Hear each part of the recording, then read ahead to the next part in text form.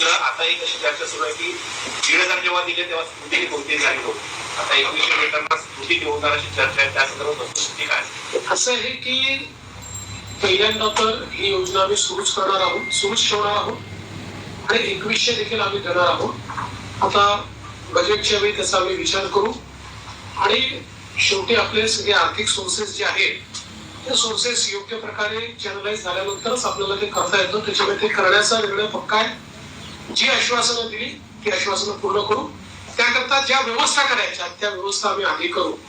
स्क्रुटिनीचा जिथपर्यंत सवाल आहे तिथपर्यंत एवढंच आहे की निकषाच्या बाहेर जर कोणी घेतलं असेल, निकषातला जो असेल त्याला कोणालाही त्यातनं कमी करायचं नाहीये, पण काही तक्रारी आल्या आहेत की निकषाच्या बाहेर मिळालेला आहे। जसं आपल्याला कल्पना असेल की शेतकरी सन्मान योजना जेव्हा मोदीजींनी सुरू केली त्यावेळी पहिल्यांदा जे काही बेनिफिशियरीज होते लक्षात आलं की मोठ्या शेतकऱ्यांना देखील ते मिळालेलं आहे। मग नंतर त्यातल्या अनेक शेतकऱ्यांनी स्वतःच त्या ठिकाणी सांगितलं की आम्ही या निकषात बसत नाही। मला असं वाटतं त्यानंतर ती स्थिर झाली।